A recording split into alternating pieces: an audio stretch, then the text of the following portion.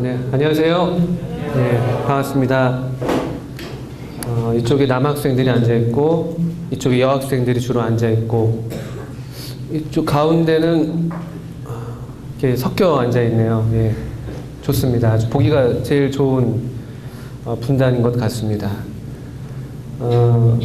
저 생생캠프 오랜만에 전에 한두 번 이렇게 왔었는데 작년에는 한 번도 여러분들 뵙지 못하다가 요번에 뵙게 됐습니다.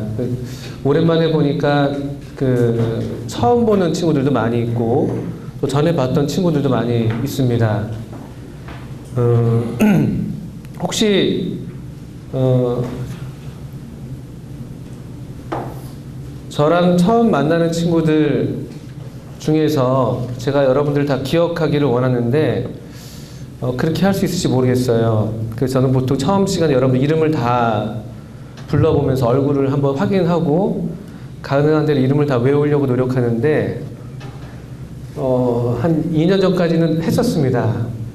근데 지금 이제 조금 이렇게 앞에 보시면 이제 머리가 좀 빠지고 있는데 그것 때문에 머리가 빠지더라고요. 그래서 더 이상은 안 되겠다. 나는 소중하니까 여러분들 이름 외우느라고 내 머리가 빠지면 안 되겠다 싶어서 이번에는 그렇게 하지 않고 그냥 개인적으로 최대한 여러분들 한번 기억해 보려고 노력하겠습니다. 김영진 어디 있죠? 김영진? 네, 김영진. 그냥 한번 기억해 보는 거예요. 어제 이렇게 인사했던 친구인데 처음 만나는 친구였는데 얼굴이 굉장히 낯이 익어가지고 우리 오랜만에 보지 그랬더니 처음 보는데요 그러더라고요. 그래서 이름을 확인했습니다. 김영진. 여학생들은 제가 잘 이름들을 잘 기억을 못해. 다 여학생들은 다 비슷비슷하게 생긴 것 같아요. 다 똑같이 생겼어요. 제가 볼 때는 참 신비로워요. 그리고 이렇게 저도 좀 수줍음이 많아가지고 여학생들이 이렇게 가까이 가는 게 우리 좀 어렵더라고요. 다른 선생님들은 굉장히 편하고 우정화 선생님은 뭐 남녀 평등 인류는 딱 하나의 성만 있다 이런 이제 입장에서 항상 이렇게 접근하시는 것 같은데 저는 좀 이렇게 여학생들이 아직도 무섭고 좀 이렇게 긴장이 됩니다. 어떻든 그래도 노력해서 우리 여학생들 이름들도 기억하고 싶어요. 오는 길에 김지원 김지원, 예, 맞습니다. 김지원 제가 기억했고 안세영 학생 중학교 2학년 올라가는 학생이 있었죠. 얼굴을 그새 잊어버렸어요. 얼굴을 이름은 외웠는데 얼굴은 그새 잊어버렸습니다. 어쨌든 노력해보겠습니다. 우리 조은택, 은택이 이름이 잘 보입니다. 여러분들 이렇게 명찰을 좀 보이시게 두면 제가 여러분들을 이렇게 호명할 때 좋을 것 같아요. 예. 근데 불행히도 저도 이름표를 깜빡 두고 왔는데 제 이름은 나상엽입니다. 나상엽. 제 이름 기억하기 쉬우시겠죠? 나상엽. 저는 나상협이 아니에요. 제가 처음 사귀었던 중학교 3학년 때 여자친구가 저한테 연애 편지를 쓰면서 안녕 상협아 이렇게 썼습니다.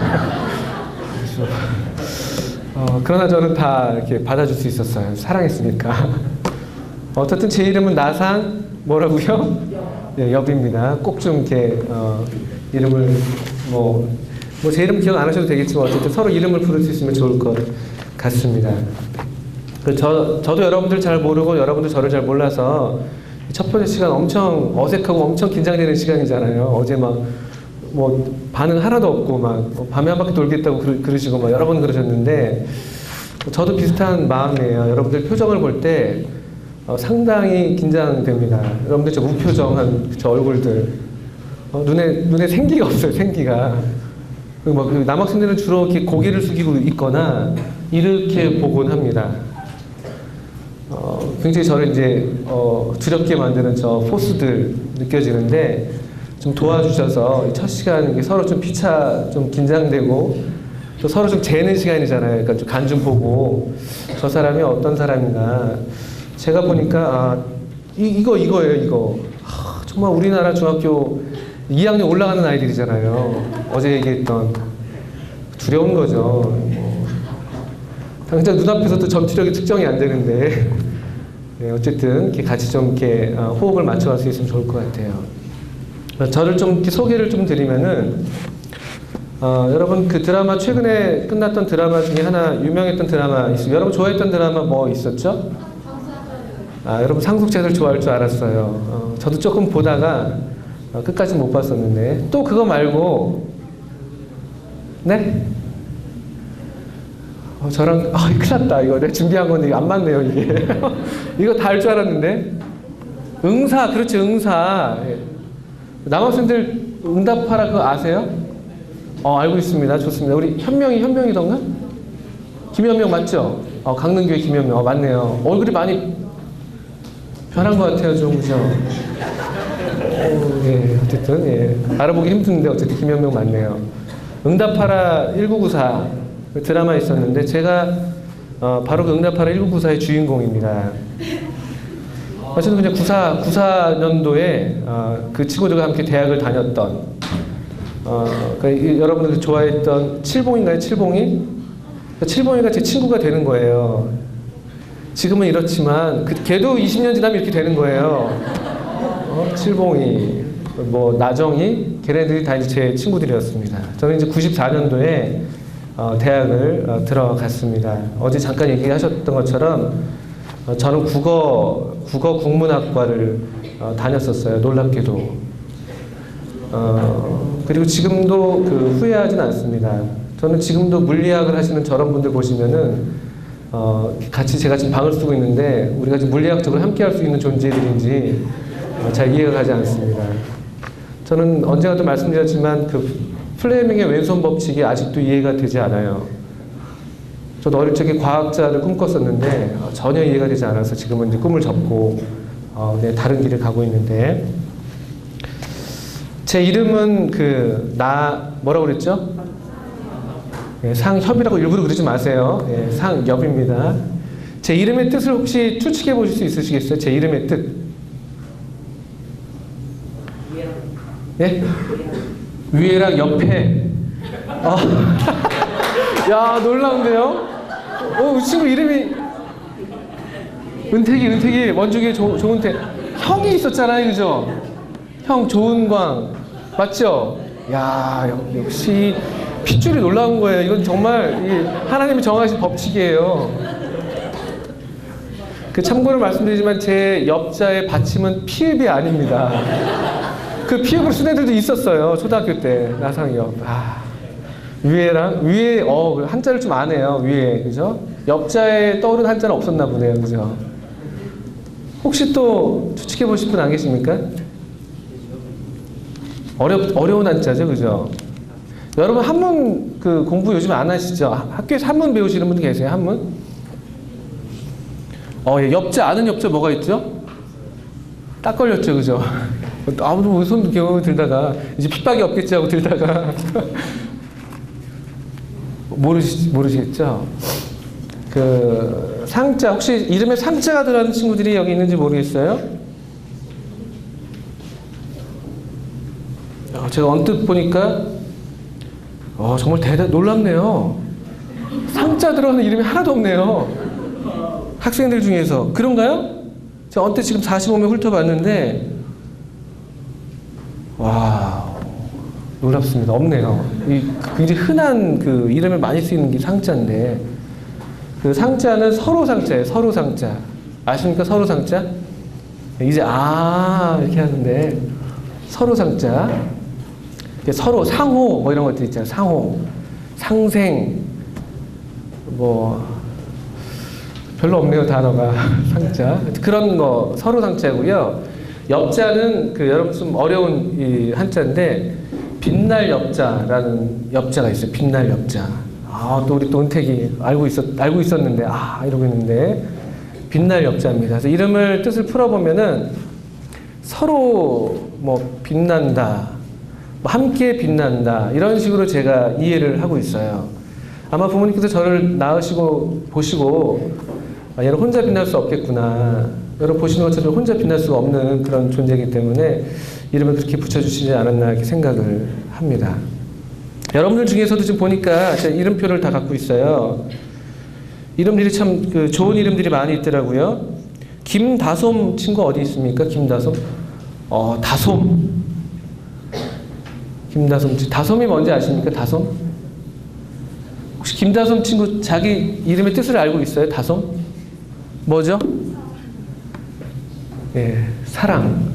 다솜은 사랑이라는 뜻을 갖고 있는 우리말이죠, 우리말. 예, 우리말입니다. 다솜. 이름이 참 좋죠? 정말 저 무표정들 대단합니다. 김다솜이 있었고, 또 놀라운 이름, 이현빈. 현빈. 우리 현빈인가요? 현빈이도 많이 변했네요. 옛날 머리를 좀 이렇게 짧게 쳤네요. 그죠? 캠프를 맞이해서. 우리 현빈이. 현빈의 이름은 뜻이 어떻게 됩니까? 뭐 한자로든 부모님이 어떤 뜻으로 이름을, 네? 현명하게 빛난다. 예. 그런 뜻이 있는지 몰랐습니다. 그냥 그 TV에 나오는 현빈 유명하길래 이름 붙이셨는 줄 알았더니만 어쨌든 이현빈 있고요. 선생님들 이름들도 참 훌륭한 이름들이 많이 있어요. 김이삭 선생님. 이삭. 마음에 드시나요? 어떻게? 마음에 드신다고 합니다. 이삭. 뭐 따로 설명하지 않아도 되겠죠. 이삭. 조은별 선생님. 이름 정말 좋죠. 조은별. 조은별. 너무 입에 착 달라붙잖아요. 조은별. 이름 마음에 드시나요? 조은별? 예. 부모님이 그냥 그런 그 성이랑 같이 불렀을 때 잘 불리는 그런 식으로 이름을 붙이신 거죠? 뭐 다른 뜻이 있으신 건 아니죠? 예, 조은별. 좋습니다. 그 이름 얘기를 제가 조금 드렸었는데, 오늘 여러분들 함께 아침 읽으셨던 그 누가복음 19장에서 우리 함께 좀 성경을 보겠는데요. 여기 한 사람이 이제 등장하는 것을 여러분들 보셨을 겁니다. 뭐 성경을 다 같이 펴셔서 누가복음 19장 1절부터 10절까지 여러분들 아침에 다들 읽으셨죠? 네, 그런데 이번에 한 번 또 다시 한번 저랑 같이 읽어보도록 하겠습니다. 저희 죄송한데 혹시 물 한 잔, 입이 바짝바짝 마릅니다 지금. 누가복음 19장 1절부터 10절까지 한번 읽어보겠습니다. 다 펴셨습니까? 이렇게 한번 읽어보려고 해요. 제가 한 절 읽고 여러분이 그 다음 절을 읽고 해서 이렇게 번갈아 하면서 읽어서 10절까지 한번 가보겠습니다. 우리 이렇게 읽는 방식을 전문적으로 교독이라고 그래요. 교독. 서로 이렇게 번갈아 하면서 읽는다 해서 교독인데, 1절부터 10절까지 한번 읽겠습니다. 제가 읽고요. 여러분들이 2절 읽고 이렇게 번갈아 하면서요. 예수께서 여리고로 들어 지나가시더라.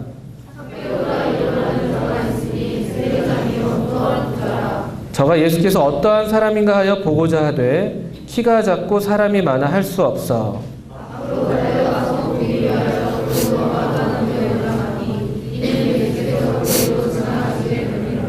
예수께서 그곳에 이르사 우러러 보시고 이르시되 삭개오야 속히 내려오라. 내가 오늘 너희 집에 유하여야 하겠다 하시니, 뭇사람이 보고 수군거려 가로되 저가 죄인의 집에 유하러 들어갔도다 하더라.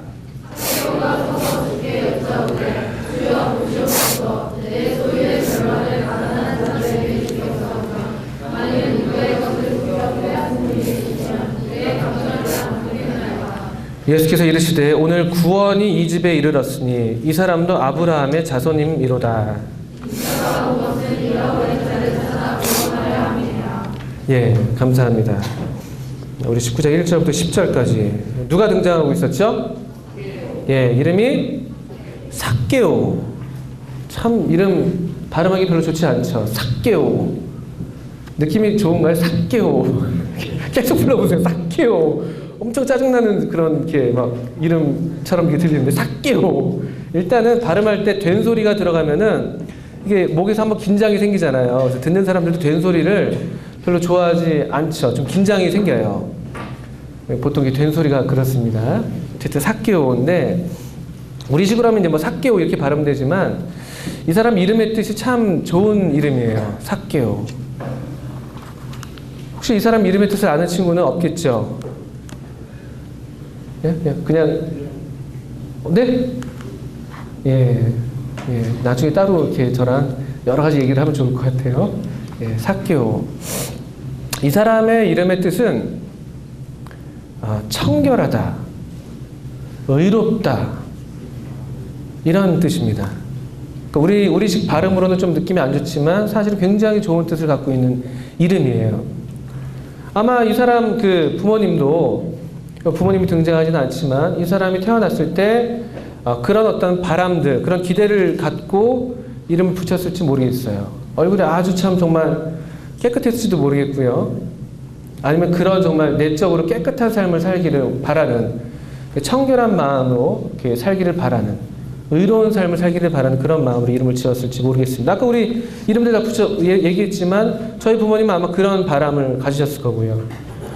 우리 여기 보니까 김슬기 선생님, 부모님이 아마 굉장히 슬기롭게 되기를 바라시는 마음이셨겠죠. 딱 보는 순간 그랬을 겁니다. 또 우리 보니까 울산 서부에서 온 이바울 친구 있어요. 이 바울처럼 되기를 바라는 그런 마음을 따라서 이름을 붙이셨겠죠. 다솜이 아까 얘기했었고요. 김순종. 이 친구 김순종이군요. 김순종. 엄청 순종하기를 바라는 마음으로 이름을 붙이셨겠죠. 딱 보는 순간 얘 순종하기 힘들게 생겼구나 이제 이런 마음이 드셨겠죠. 이렇게 딱 얼굴 자체 이제 반항기가 있으니까 태어나는 순간 막 농담입니다. 예, 아주 예쁘게 생겼습니다. 김순종. 예. 어떻든 간에 우리들 다 이름을 붙일 때 그런 바람들을 이렇게 갖고 이름을 붙이잖아요. 다 그렇습니다. 여러분 중에 어느 한 명도 그냥 대충 이름을 붙인 경우들이 없어요. 근데 옛날에는 그랬어요. 옛날에는요, 남녀 차별이 심했잖아요. 옛날에 그래서 남자가 나면은 이제 그 딱 학렬을 따라가지고 돌림자 딱 붙여가지고 뿌리는 집안들. 우리 저기 송영찬 선생님 같은 경우는 은진송 씨라고 여러분들 잘 모르실 거예요. 근데 항상 근데 그걸 강조하세요. 은진송 씨다.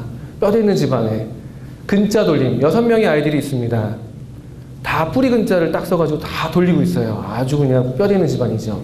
근데 저희 집 나씨 들어보셨습니까? 저희 집은 뼈대가 없어요. 저도 좀 척추가인 것 같아요. 뼈가 없는 것 같아요. 자세가 막 잘 안 나와요. 뼈가 이렇게 약해서. 저 돌림자를 별로 안 써요. 저희 형이랑 저는 상자 돌림을 갖고 있지만 저희 누나 그냥 이름 막 붙이셨어요. 그리고 저희 아들들, 나름대로 저도 뼈대를 세워보려고 아들들한테 현자 돌림을 붙였습니다. 저도 현빈이라고 지을 뻔했는데 큰일 날 뻔했습니다.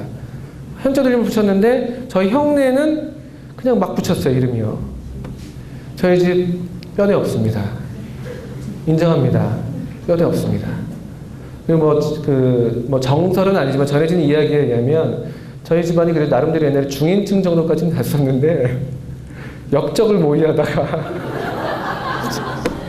뭐 이게 정설은 아니에요. 근데 뭐 우리끼리 하는 얘기인지 모르겠는데 항상 저희 형이 저한테 5살 위에 저희 형이 항상 우리 집은 뼈대가 없는 집안이라고 아주 교육하면서 참 이렇게 그런 이야기를 들려줬었는데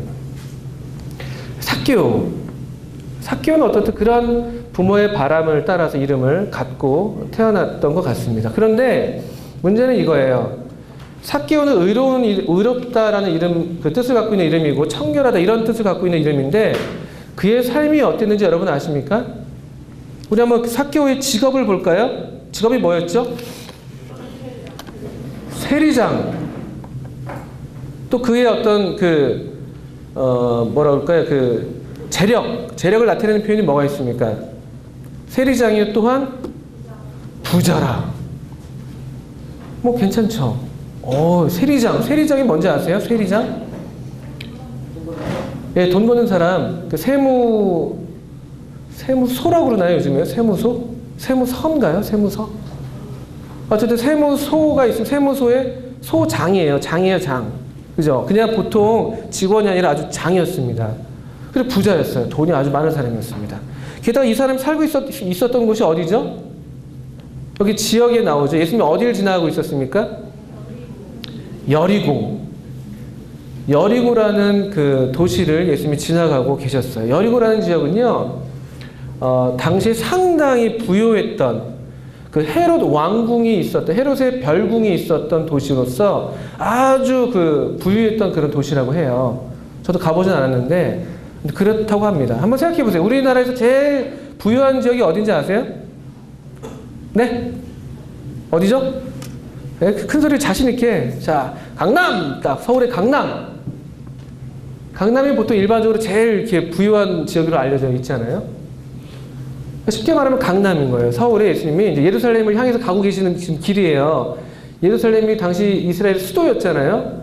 그러니까 서울을 향해 가시면서, 서울 시청을 향해 가시면서 강남을 지나가고 계신 거예요. 가장 부유한 도시죠. 막 커다란 막 빌딩들이 올라서 있고, 게다가 거기에서 근데 아주 부유한 도시 중에서도 부자인 한 사람이 있었던 거예요. 강남 세무소 소장. 대단한 직급 아닙니까? 비슷한, 오늘날로 이 직업을 따지면 이런 세리와 비슷한 직업으로서 뭐 그냥 세무소에서 일하는 그런 공무원도 될 수 있겠지만, 조금 더 이제 좀 넓게 생각하면, 여러분 공인회계사라는 말 들어보셨어요? 공인회계사? CPA라고 하는 공인회계사라는 아주 전문직이 있어요. 뭐 여기 뭐 판사, 검사 뭐 그런 수준으로서 상당히 그 높은 수준의 그 학력을 요구하는 그런 직업이 있습니다. 오늘날로 치면 뭐 그런 직업일 수도 있었겠죠. 아주 막 수입이 좋고 그런 직업에 속해 있었던 사람이었어요. 부자죠. 게다가 여러분 부자 좋아하세요? 네, 하품하시네요. 네, 부자 따위야 뭐 이런 거죠. 나는 뭐 돈 필요 없어 이런 건데, 다들 우리 돈 좋아하지 않습니까? 여러분들 뭐 어떤 꿈들을 갖고 있을 텐데, 꿈들을 이루려면 다 돈들이 얼마나 필요하다는 것들을 여러분 조금씩 이제 깨닫고 있잖아요. 돈 싫어하는 사람이 없습니다. 돈 많은 사람이에요. 우리나라에서 약간 강남이 제일 부자처럼 들리는데 보통 알려져 있잖아요. 물론 그럴 수 있습니다. 그런데 실제로 고용노동부에서 작년도에 조사를 해보니까요, 제가 통계를 좀 찾아봤는데 지역별로 우리나라의 이제 뭐 행정 그 지역 뭐 시나 도 단위에서 가장 그 직업별로 상장사 어떤 회사들이 있을 때 회사에서 1인당 평균 연봉이 가장 높은 도시는 서울이 아니었습니다. 어딘지 아세요? 울산. 누가 얘기했어요? 우리 좀 괜찮게 살고 있나 봐요, 울산에서. 울산이라고, 전 몰랐어요, 울산. 울산 서부에서 온 친구들이 있더라고요. 한번 손들어 주겠어요, 울산 서부? 저 친구들, 바울이를 비롯해서 저 친구들, 저 레벨도 상당히 있는 집 애들인 거예요, 지금요. 울산이 무려 7,020만 원이 평균 연봉이래요. 그 울산 모든 지역 시민을 얘기하는 건 아니고, 울산에 이제 우리 그 주식의, 한국 뭐 우리나라 주식시장에 상장되어 있는 회사들 기준으로 했을 때, 서울은 5등밖에 안 되더라고요. 5등밖에. 2등이 어딘지 아세요? 2등이요? 경상남도 2등. 물론 이제 거기 산다고 다 부자라는 뜻은 아니죠. 우리 학교 서울대 20명 갔어 해도 내가 서울대 못 가면 아무 의미가 없는 거랑 똑같은 거죠. 어쨌든 울산이 1등이고 경남이 2등이더라고요. 서울은 5등밖에 안 돼요. 5등. 평균 따졌을 때.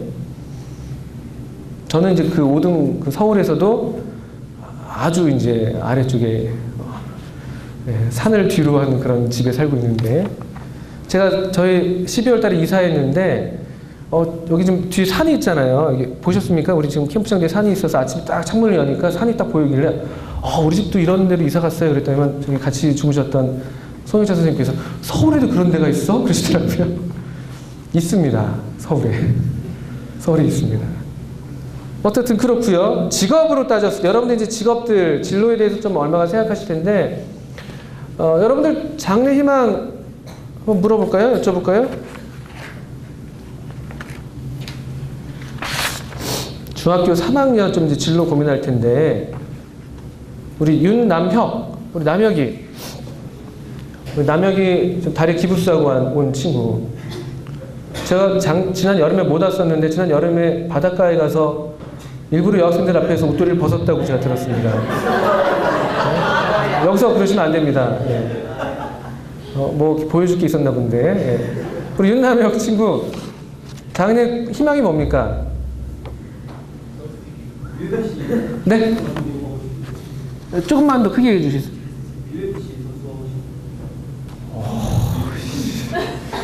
네. 한쪽 입술만 올라갔어요. 한쪽 입술만. 이 정도. UFC. 아세요? 여학생들 UFC 뭔지? 격투기 뭐 이런 거 아닙니까? 저는 평화를 사랑하는 사람이에요. 앞으로 잘 지내면 좋을 것 같아요. 우리 뭐 UFC 선수 좋습니다. 그래도 분명한 꿈이 있네요. 예. 그거 운동하다 다리 다쳤다고 그런 것 같아요. 예. 우리 선생님들 한번 여쭤볼까요? 제가 잘 알지 못하는데 선생님들. 서부연 선생님 굉장히 좋아하시네요. 예. 거의 학생처럼 보이시는데요.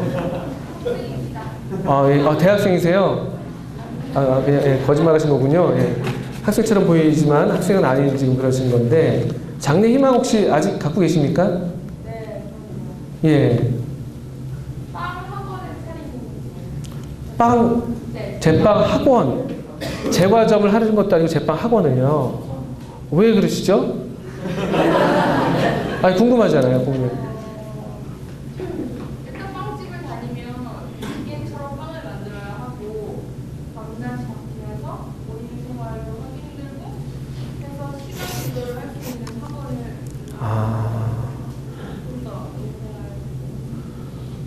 그렇군요. 지금 제빵 관련된 일을 하시나 보군요. 그러시군요. 저도 빵 좋아합니다. 저는 평화를 사랑하고 제빵 좋아합니다. 아주 좋은, 그러시군요. 훌륭하시네요.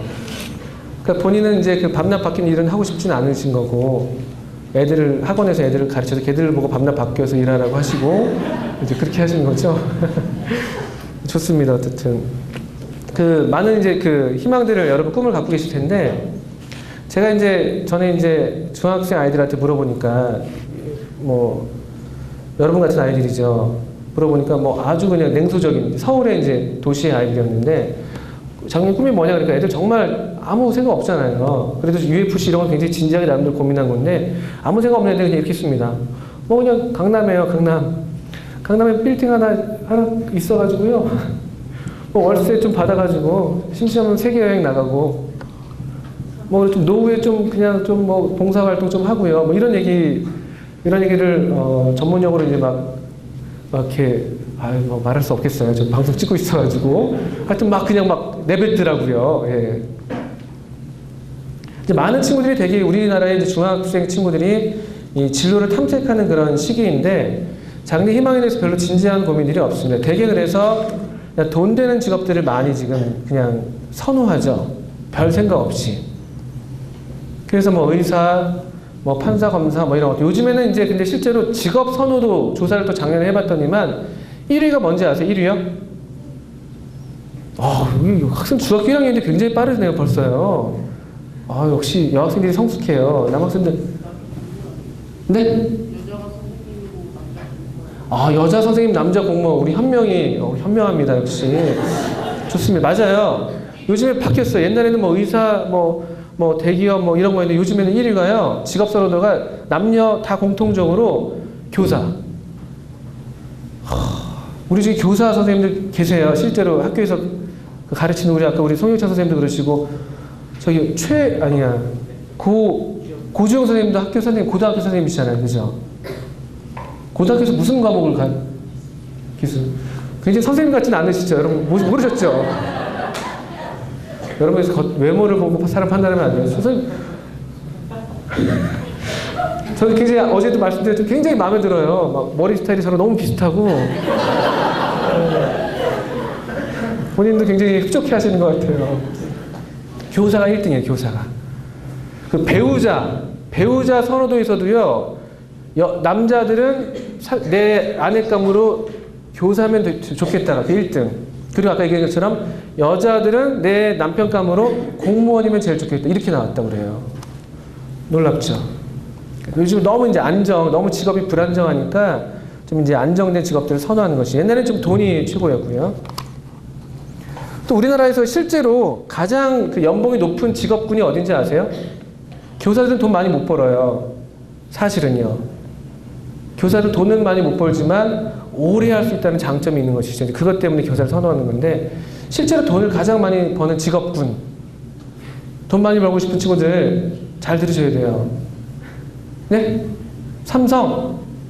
삼성 물론 돈 많이 법니다. 근데 실제로 직업군에서 최고 연봉은 그런 회사가 아니었어요. 네? 힌트로는 이 사케오와 관련이 있어요. 사케오 얘기를 하려고 제가 이런 얘기를 하는 거니까 다. 회계사는 아니고요. 비슷한 직종으로서 은행이에요. 은행이 1등이에요. 연봉 순위. 그 다음에 비슷한 다 직업군들이에요. 그 다음에 증권회사. 증권회사 어디 뭔지 아시죠? 주식 투자하는 데 있잖아요. 증권. 저랑 정말 상관없는 그런 직종들인데 은행, 증권, 또 비슷한 그 계열로 지주회사라고 하는 뭐 그런 저 뭔지 모르겠어요. 지주회사래요. 하여튼 지주회사.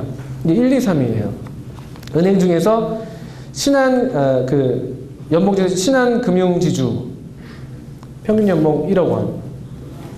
1억 1천 정확히 1억 1천. 신한. 여러분 신한은행 아시잖아요. 그 금융지주. 하나금융지주 1억 400. 그리고 KB 김연아 선전하는 KB 9,500만 원 연봉. 별 놀라지 않으시네요. 그 정도쯤이야. 이게 비슷해요. 우리나라도 실제로 교사를 가장 선호하지만 연봉 순위로는 그 금융업에 종사하는 사람들이 가장 많은 수입을 지금 얻고 있다는 통계 자료가 있는 것이죠. 물론 다 똑같이 이렇게 번다는 건 아니에요. 항상 얘기하지만 거기에 있다고 해도 1억 받는 사람들 따로 있고 나는 받는 것도 따로 있고 이렇게 되는 건 사실이지만 어떻든 평균적으로 그렇습니다. 사케오가 놀랍게도 그런 지금 직군에 속해 있는 거예요.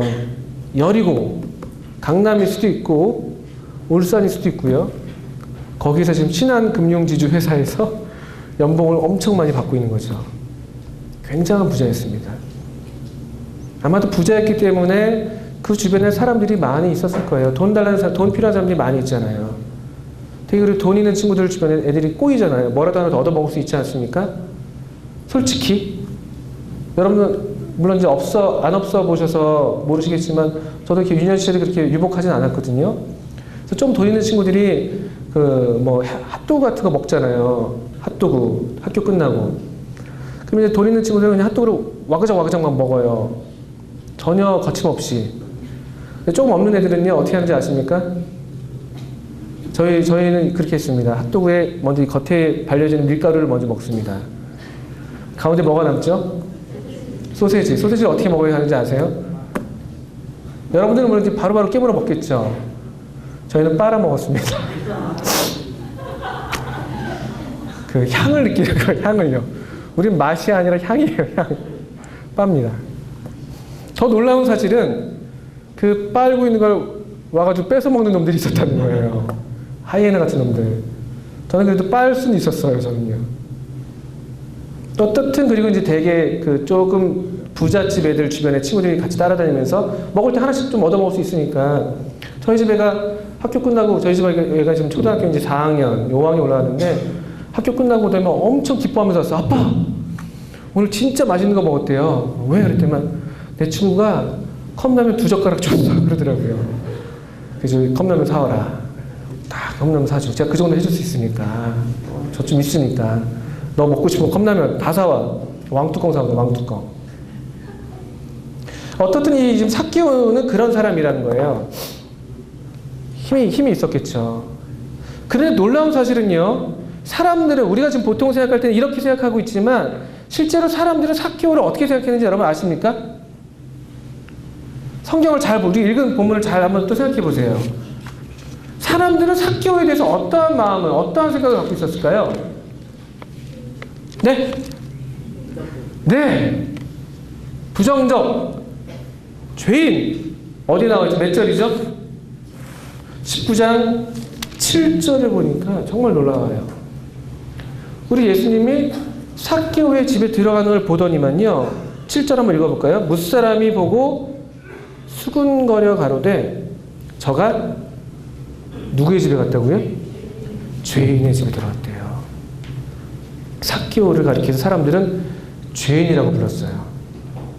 사케오라는 이름으로 부르지도 않았어요.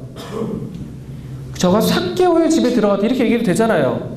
그런데 저가 죄인의 집에 들어갔다라고 얘기하면서 다들 그렇게 얘기하고 있었던 거예요. 그렇게 얘기하면 통하는 거예요. 그 강남에서, 여리고에서 죄인 딱 하면 삭개온 거예요. 왜 그랬을까요? 이상하잖아요? 세리장인데? 돈이 많은데? 왜 그랬을까요?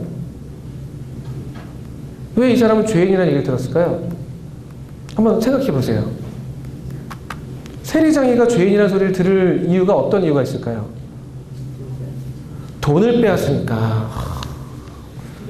정은택 친구 형보다 나은 아우가 없다고 그러는데 그런 것 같아요. 형보다 나은 아우는 없습니다. 예. 훌륭합니다. 어쨌든 돈을 빼앗았겠죠. 세금을 걷는다는 이유로 돈을 더 많이 빼앗았을 거예요. 그 돈으로 자기 배를 채우는 사람, 그래서 부자가 된 사람, 아마 그렇게 사람들에게 알려져 있었던 것 같아요. 게다가요, 우리가 잘 아는 것처럼 당시 이스라엘은요, 어느 나라의 지배를 받고 있었죠? 네, 로마라는 커다란 제국이 이스라엘을 지배하고 있었어요. 그러니까 지금 이 삭개오는요, 세금을 걷어다가 누구한테 갖다 바치는 꼴이에요? 로마한테 갖다 바치는 꼴이에요. 로마가 정한 세금을 걷어다 갖다 바치고 그 이상으로 걷어다가 자기 주머니를 채우고 있었던. 이게 어떤 그 느낌이냐면 여러분 생각해 보실 수 있어요. 우리 일제시대 때 있었잖아요. 일제시대 때. 그때 우리나라에 일본이 이제 우리나라를 점령했습니다. 지금도 여러분들 일본 썩 좋아하진 않죠. 참 놀라운 사실이에요. 가르치지도 않았는데 이 반일 감정이 제가 이거 교육하는 게 아닙니다. 그냥 우리가 그냥 경향을 얘기하는 건데 가르치지 않는데 이상하게 우리 친구들이 이렇게 일본에 대해서 썩 좋은 마음을 갖고 있지는 않더라고요.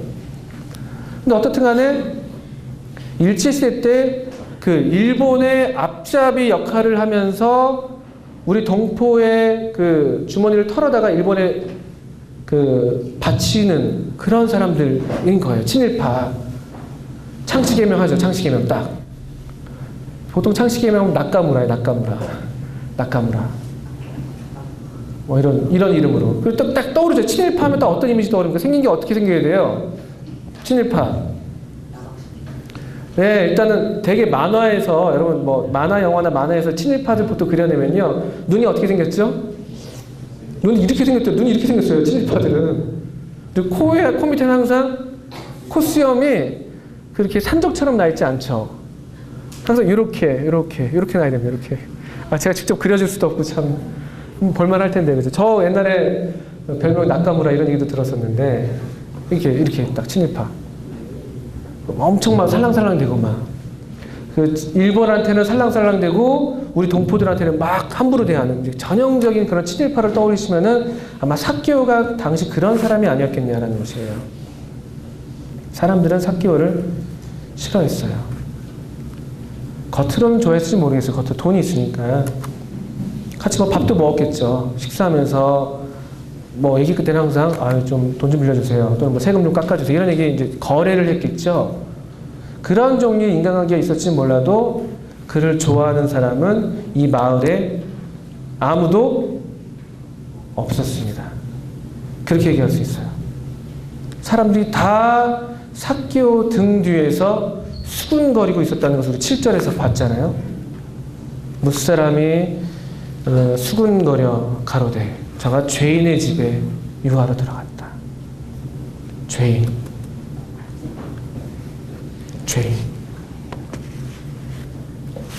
우리 이제 한번 삭개오를 생각해 보는 겁니다. 삭개오.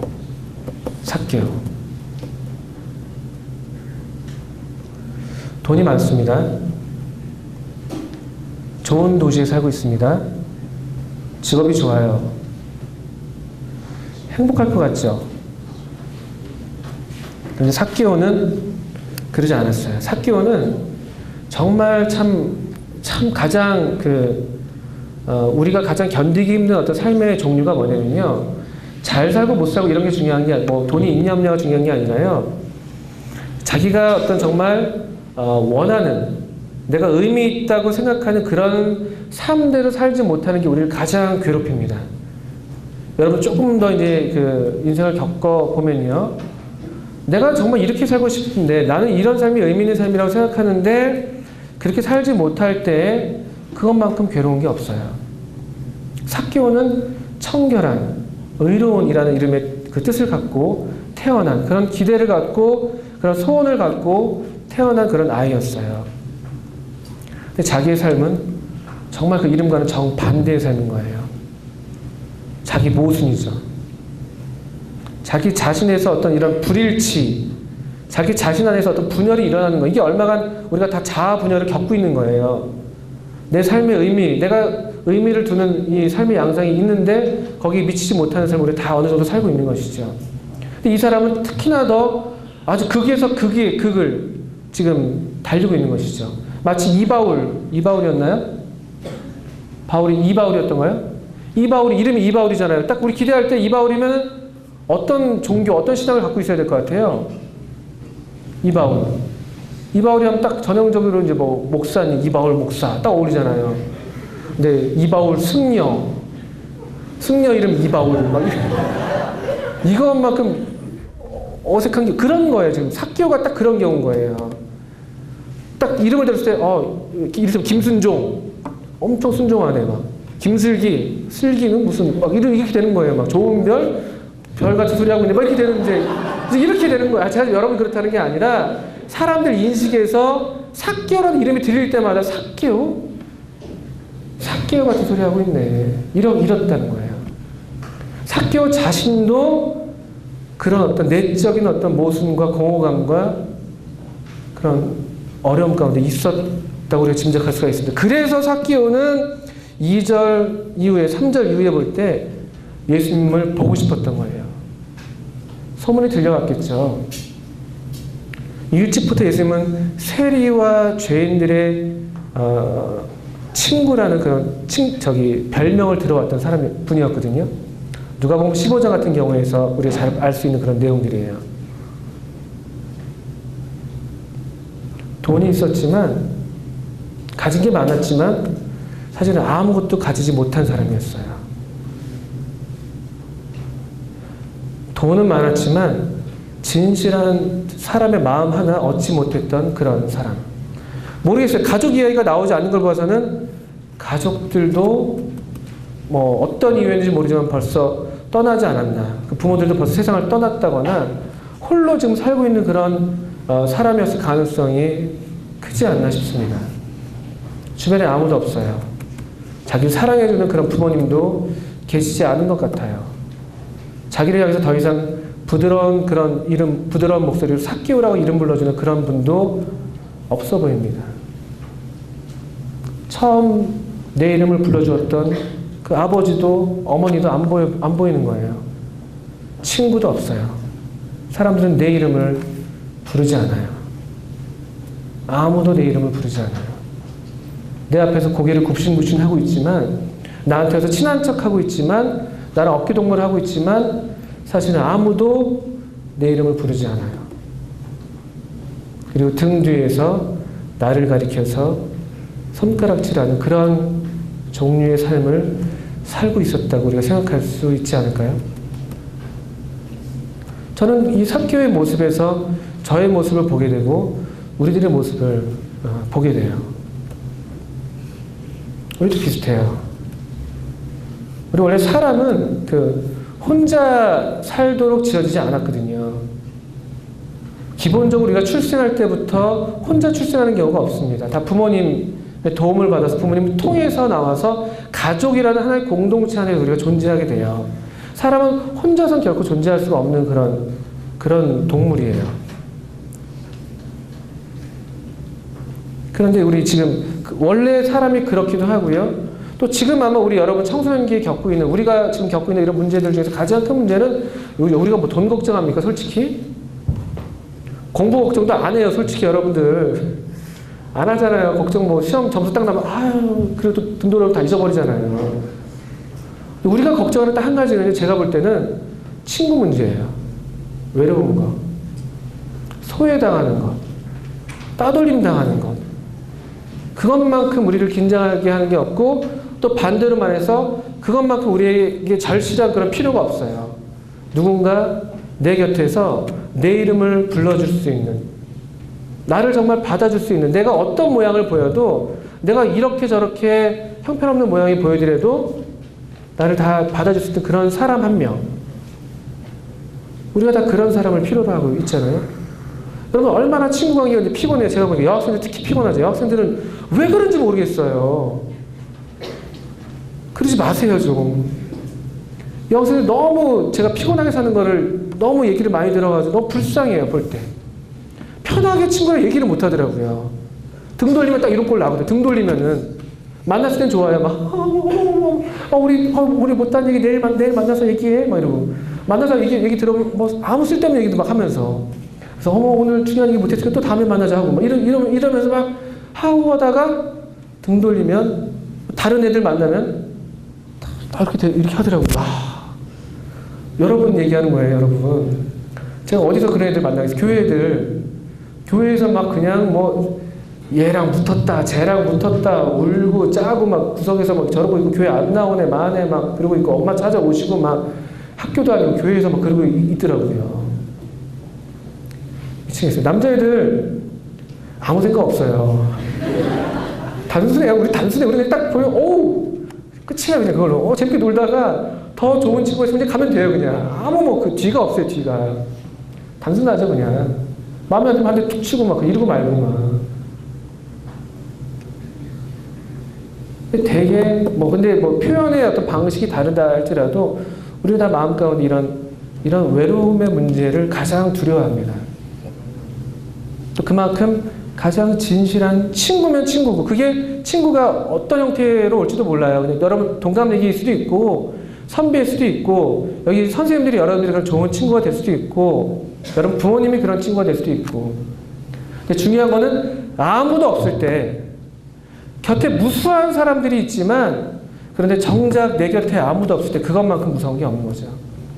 그래서 왕따 시키는 게 대단한 폭력인 거예요. 우리가 견딜 수 없는 외로움을 강제로 주입하는 거니까. 우리 입을 탁 접고서 그 입에다가 외로움을 막 부어 넣는 거예요.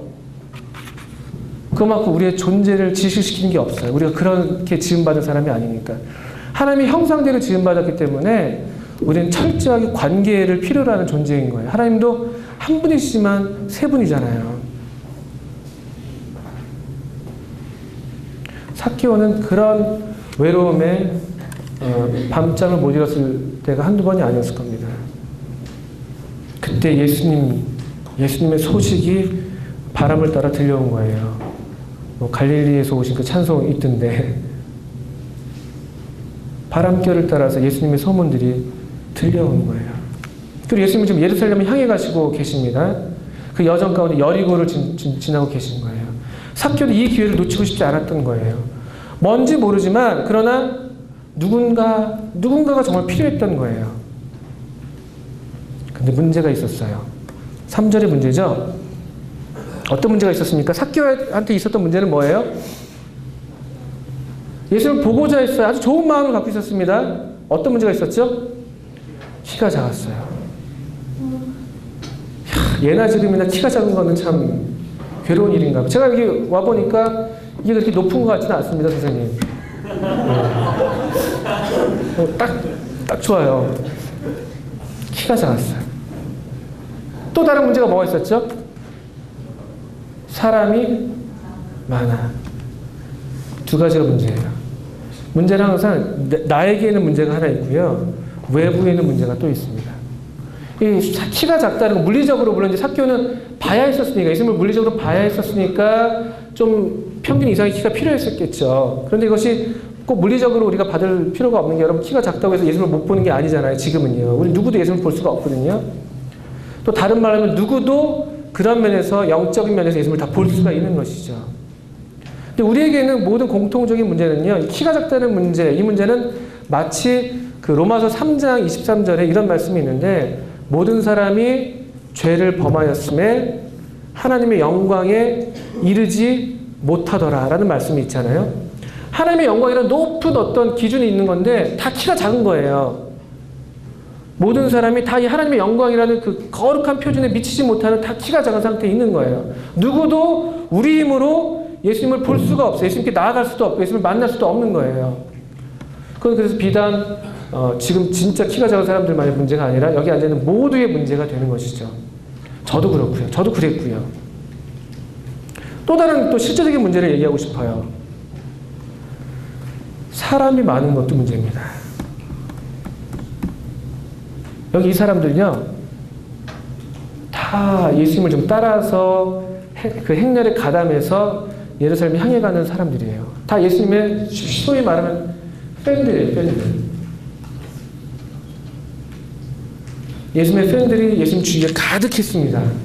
이미 저 갈릴리서부터 따라왔던 사람들이 많이 있었을 것이고요. 예루살렘에 가까이 오면서 이때가 6월절을 맞이했던 때이기 때문에 세계 사방 곳곳에서 다 6월절 절기를 지키기 위해서 흩어진 이스라엘 사람들이 다 몰려오는 때예요. 엄청난 인파들이 지금 몰려오는 그런 시기죠. 구름처럼 정말 막 몰려오는 거예요. 사람이. 게다가 여리고에서 또 예수님을 맞이하는 사람들이 나와서 막 보고 있을 것이고요. 온통 예수님 주변에 사람들이 가득했어요. 그런데 그 사람들 때문에 정작 예수님을 못 볼 수가 있어요. 그리고 더 쉬운 건요, 예수님을 못 봐서 더 쉬운 건 뭐냐면요, 그냥 나도 예수님 어딘지 머리 끝도 보이지 않지만 남들 가니까 그냥 같이 거기 껴가지고 같이 가는 게 우리가 택할 수 있는 가장 쉬운 선택이에요. 그러면서 우리가 생각해요. 나는 예수님을 따르고 있다. 나는 예수님을 만났어. 나는 예수님의 사람이야. 난 예수님의 제자라고 우리가 착각하는 거예요. 그냥 그 무리 속에 나를 두는 거예요. 수많은 사람들 속에 자기를 둠으로써 그냥 그 군중 속에 안정감을 누리는 거죠. 나만 그런 게 아니니까 뭐. 그러면서 적당히 이제 안심하는 거예요. 이게 오늘날 여러분들이 어떤 모양으로 나오냐면요, 나 뭐 교회 다니는데 뭐 교회라는 무리 속에 우리 자신을 둡니다. 나는 심지어 여기 지금 생생캠프에 와 있잖아. 여기 45명 중에 와 있는데 내 동생은, 내 친구는 지금 어디 딴 애들이랑 놀러 간다고 갔는데 나는 심지어 여기 지금 와 있는데 하면서 적당히 이 정도로 생각합니다. 또는 우리 가족, 우리 부모님 다 예수 믿는데, 다 우리 식구들 다 교회 다니고 있는데 나도 매주일 이렇게 교회 열심히 나오고 있는데 교회를 나오지 않는다 할지라도 난 이 정도면 됐지 하는 마음으로 그냥 많은 사람들 속에 우리 자신을 두는 거예요. 예수님을 만나지 않습니다. 예수님을 보지 않아요. 그리고 그들은요, 가면서 그 수많은 무리들이 예수님을 따르고 있었는데 그들이 무슨 얘기를 했겠습니까? 그냥 자기들 또 하는 얘기 하는 거예요. 그냥 자기들 사는 얘기. 어제 봤어? 드라마 봤어?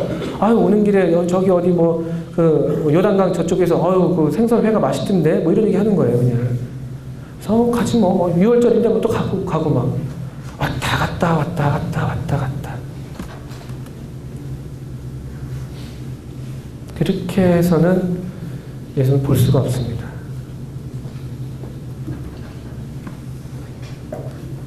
삭개오가 정말 가장 잘한 것 하나는 4절이에요. 4절. 4절에 여러분 밑줄을 그으셔야 돼요.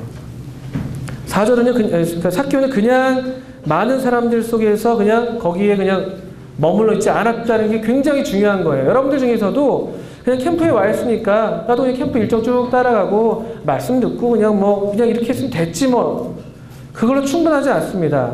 4절 볼까요? 삭개오가 어떻게 했죠? 앞으로 달려가 보기 위하여 뽕나무에 올라가니. 삭개오 편에서 잘한 것 하나는요, 달려간 거예요. 사람들 속에 자기를 두지 않고 그렇게 사람들 속에 또 자기를 둠으로써 그냥 거기서 적당히 안정감을 누리는 게 아니에요. 그건 이미 많이 해봤거든요. 돈으로 벌써 많이 해봤거든요. 돈 때문에 자기들 주변에 사람들이 많았었으나 그게 진짜 자기의 삶의 의미를 가져다주지 못한 걸 알았거든요. 삭개오가 이번에 정말 잘한 것 하나는요, 무리를 뒤로 하고, 무리를 뒤로 하는 거예요. 수많은 사람들을 뒤로 하는 거예요, 여러분들. 여러분이 아무리 친한 친구라 할지라도 그 친구를 뒤로 하는 거예요. 예수님을 보기 위해서요. 어떤 친구 그런 얘기 들었어요.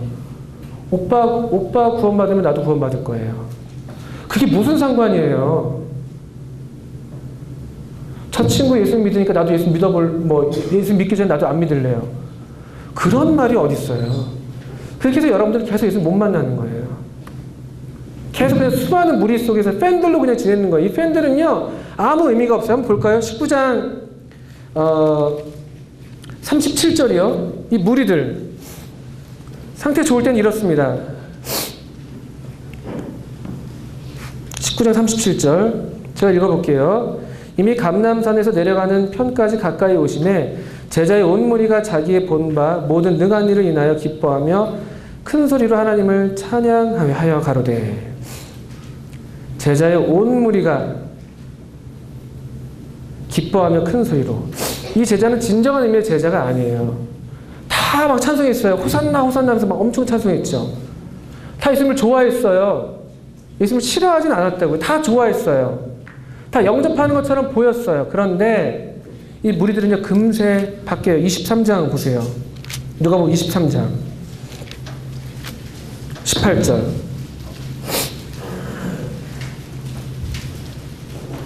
그 예수님을 찬송했던 그 무리들이에요. 똑같은 무리들이 18절에 가서 이렇게 얘기합니다. 무리가 일제히 소리질러 가로되 뭐라고요? 뭐라고요? 이 사람을 없이요. 이 사람은 예수님이거든요. 군중은요, 팬들은요, 그냥 왔다가 사라지는 안개와도 같아요. 우리 경험적으로 다 알고 있잖아요. 여러분 누굴 어떤 스타를 좋아한 적 있지 않습니까? 그때뿐이에요. 어제의 팬이 오늘의 악플러가 되잖아요. 군중은 그런 거예요. 팬은 그런 거예요. 삭개오는 그 무리를 뒤로 했어요. 뭔지 모를 어떤 직감적으로 이번엔 내가 나아가겠다는 그런 강렬한 마음이 있었던 것 같아요. 저도 그런 친구들 만나면 여러분 중에서 그럴 수 있어요. 그냥 뭐 왔다 손 치지만 캠프를 지내면서 이번에 좀 뭔가 내가 나아가야 될 것 같은데 좀 상담을 해볼까?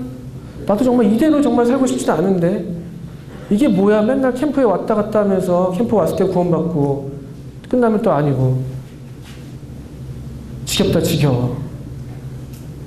이런 친구도 있을지 몰라요. 그럴 때 용기 내는 거예요. 삭개오처럼 무리를 뒤로 하고 애들이 다 그런 면에서 관심 없어 보인다 할지라도 나는 뒤로 하고 앞으로 나아가는 거예요. 예수님을 보기 위하여 앞으로 나아갔다. 놀라운 말씀이에요. 이게 삭개오가 되게 한 첫 번째 이유입니다. 두 번째 이유는요. 누가복음 19장으로 돌아와서요. 19장 5절입니다. 예수께서 그곳에 이르사 우러러 보시고 이르시되 삭개오야 속히 내려오라. 내가 오늘 너희 집에 유하여야 하겠다 하시니 급히 내려와 즐거워하며 영접하거늘. 저는 이 장면이 참 아름답게 느껴져요. 사람들은 삭개오를 뭐라고 불렀다고요? 죄인이에요, 죄인. 그 이름을 입에 담기를 꺼려 했었어요. 무슨 누구죠? 그 해리포터에서 볼티모어인가? 이름을 담기 꺼려하는 것처럼 삭개오라는 이름을 내뱉고 싶지가 않았어요. 너무 정말 더러운 사람이니까.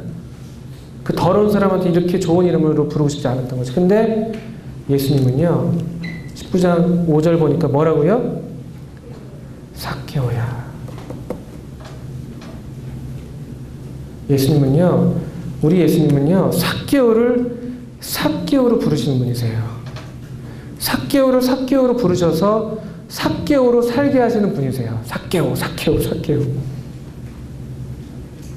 이 예수님이 참 놀라운 분이세요. 예수님이 순종아라고 부르시면요, 정말 순종이가 되는 거예요. 내 이름이 불려질 때, 그분의 입술에서 내 이름이 불려질 때, 그게 우리를 새롭게 합니다. 아무도 내 이름을 부르지 않는데, 그분이 내 이름 부르셔요. 삭개오야. 너는 삭개오다. 너는 조은택이다. 너는 김현명이다. 이름을 부르는 거예요. 이은찬. 피곤하시죠? 부릅니다. 또 하나 이제 삭개오 편에서 우리 주님은 참 이렇게 좋은 분이신데 삭개오 편에서 또 잘한 게 있어요. 주님이 요청하시죠. 뭐라고요? 삭개오야 어떻게 내려오라고요? 속히 내려오라는 거예요. 이게 예수님의 이게 요청이에요. 미루지 말라는 거예요, 여러분들. 내가 오늘이에요, 오늘 네 집에 유하여야겠다. 유하여 하겠다는요. must예요, must. 영어로 must 아시죠? 배우시죠, must. 그래야만 한다는 거예요. 내가 네 집에 들어가야만 한다는 거. 그게 예수님의 목적이에요. 우리 19장 10절에서 본 것처럼 인자에 온 것은 잃어버린 자를 찾아 구원하려 합니다. 이걸 위해서 오셨기 때문이에요. 나는 너한테 정말 들어가야 하겠다. 너 속히 내려와라. 내가 오늘이에요, 오늘. 삭개오가 잘한 또 하나. 7절이죠, 6절이죠. 어떻게 했죠? 삭개오가 급히 내려왔어요. 급히. 예수님이 급히 내려와라 하니까 삭개오가 급히 내려왔어요. 그때 예수님이 들어가셨어요. 그때 예수님이 그 집에 들어가시고 그 집에 구원이 임했다고 얘기하셨습니다. 여러분들 중에서 많은 친구들이 미루는 경우들을 보았습니다. 제가 지난 캠프에 왔을 때 한 친구를 상담했었어요. 전혀 예상치 않았던 남학생 친구였습니다. 정말 예수님에 대해서 관심이 하나도 없어 보였던 친구였어요. 근데 그 친구가 놀랍게 찾아왔어요. 이 삭개오처럼요. 상담하고 싶대요. 그래서 주님 도우심을 따라서 최대한 이렇게 예수님을 소개해 줬습니다. 그리고 이 예수님을 네가 마음에 받아들이지 않겠냐고 권했는데 이 친구가 너무 정말 좋은 친구예요. 왜냐? 솔직했거든요. 아니요.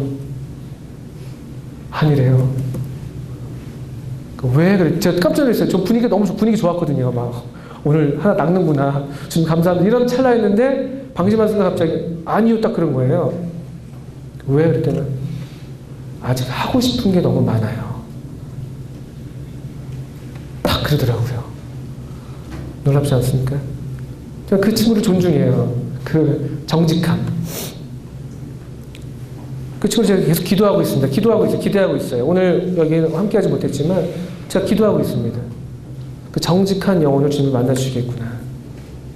그 친구가 아직 미련이 많은 거예요. 아직 뭐가 더 해보고 싶은 게 많은 거예요. 예수 믿으면은 하면 안 될 게 있어 보이잖아요. 여러분들도 막 게임하면 안 될 것 같죠.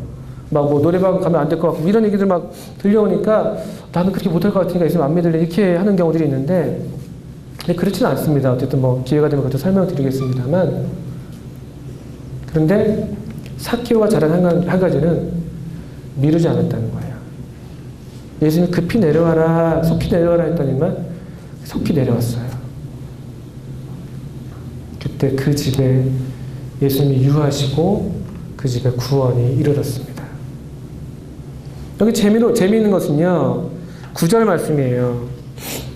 예수께서 이르시되 오늘 구원이 이 집에 이르렀으니 이 사람도 아브라함의 자손이미로다. 삭개오는 구원 받은 친구인가요?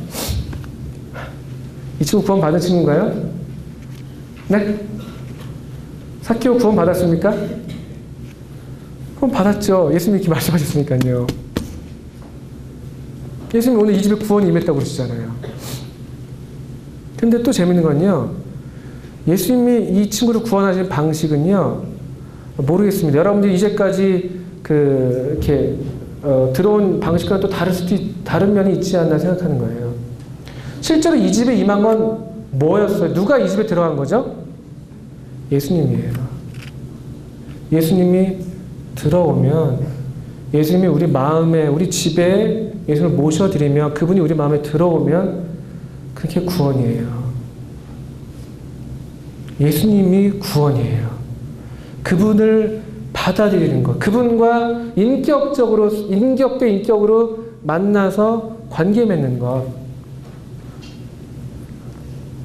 그것이 구원입니다. 적어도 이 누가복음 19장에서 예수님은 구원을 그런 식으로 말씀하셨어요. 예수님이 그 집에 들어갔어요. 그리고 오늘 이 집에 구원이 임했다고 말씀하셨어요.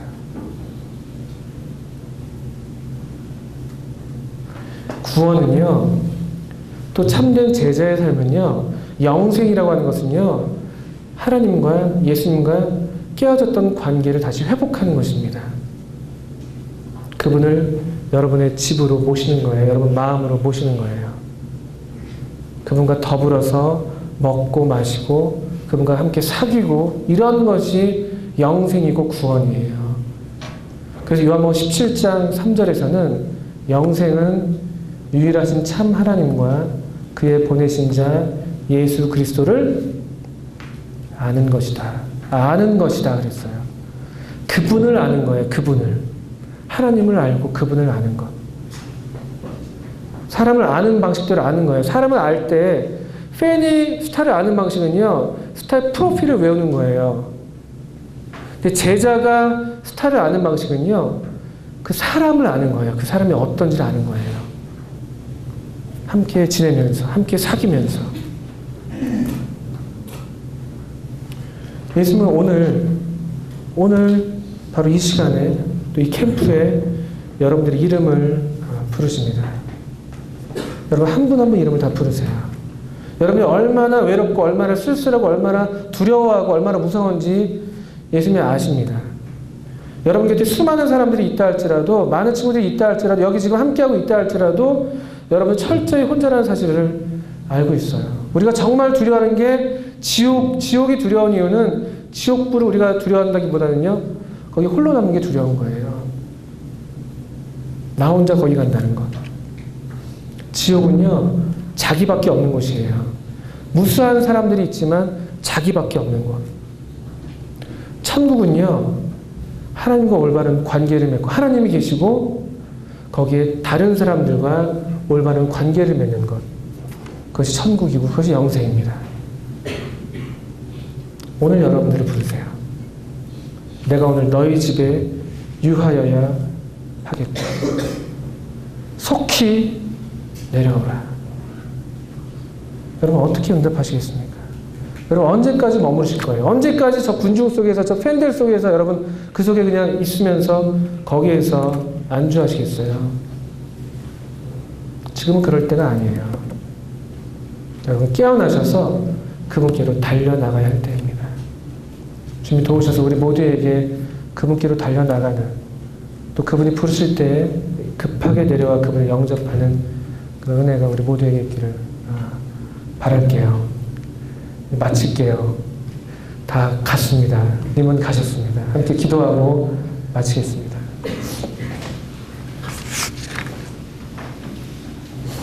하나님 아버지께서 참 아시고 사랑하시는 우리 45명의 학생들을 이곳에 불러주셔서 또 다시 한번 하나님 아버지께서 이 친구들의 이름을 부르시는 음성을 듣게 하시는 것을 감사합니다. 성령님께서 도우셔서 우리 친구들이 이 좋으신 주님께 참 응답하고 나아갈 수 있게 해주시기를 기도합니다. 그래서 참된 삶을 살게 하시고 하나님과 더불어서 또 사람들과 더불어서 올바른 관계 가운데 풍성한 삶을 살게 해주시기를 기도합니다. 허락하신 이 시간 감사드리며 예수님의 이름으로 기도했습니다. 네, 수고하셨습니다.